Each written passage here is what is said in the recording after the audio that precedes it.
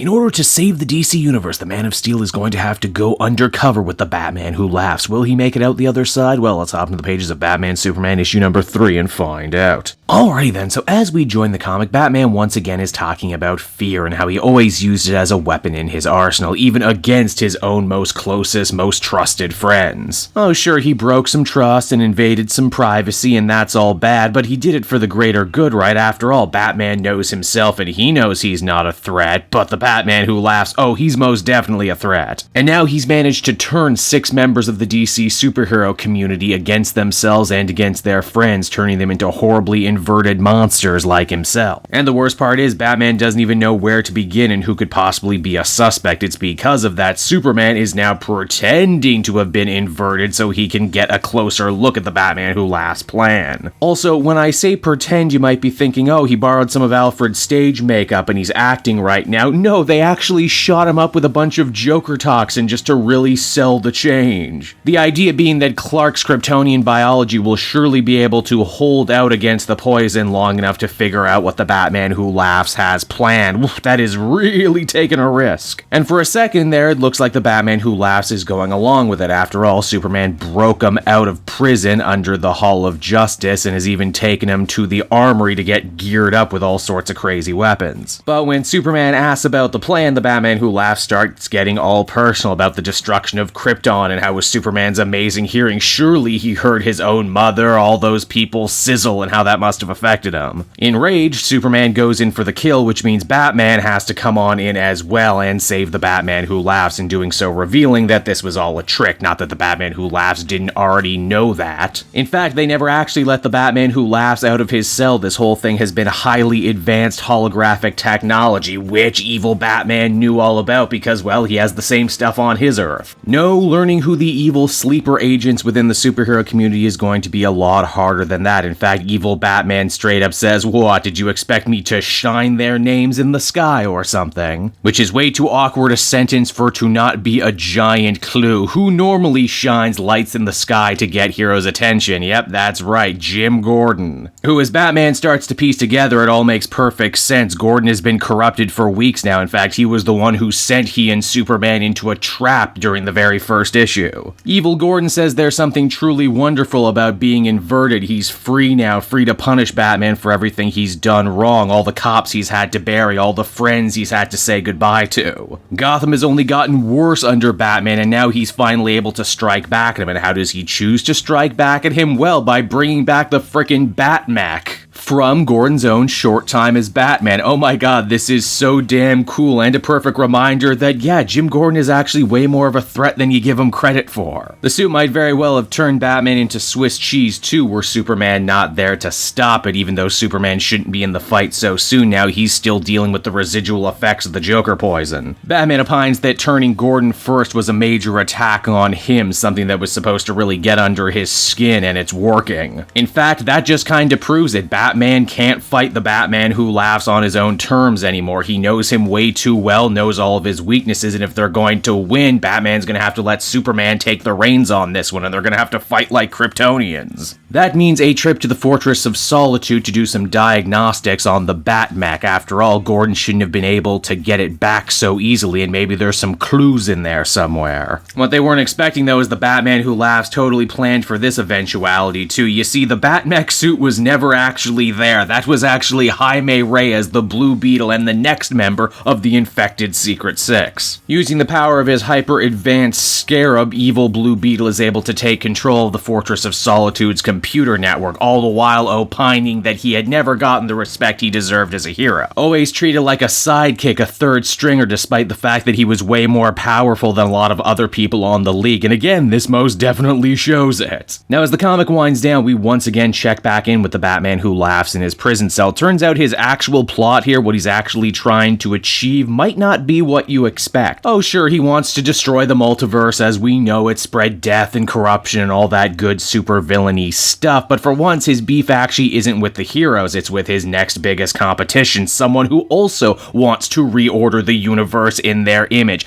No, not Dr. Manhattan, that might actually be cool. He's talking about Perpetua and Apex Lex and everything else that's going on in the Justice League book at the moment. In fact, the end of this issue actually starts to link up with the end of the last issue of Justice League, if you can believe it, and it's on that note right there everything comes to a close. And so that was Batman Superman issue number 3, everybody, and as I was hoping, this issue actually gets some much-needed adrenaline pumped on into it. Yes, the Batman Who Laughs is indeed going to be the villain, yes, this is indeed going to be part of a bigger story, but for once, this is going to be a villain versus villain fight with the heroes caught in the crossfire for a change. Joshua Williamson also seems to be having a lot of fun already writing the infected characters. It's not just that they've been turned evil, it's not just that their morality has been turned inside out, but it's that some of them actually have some real grievances as villains that they're trying to get out, and I like that, especially as we have seen what the rest of the team is going to look like, and I wonder how that's going to manifest going forward. Overall, I would give this one an 8 out of 10. I enjoyed it.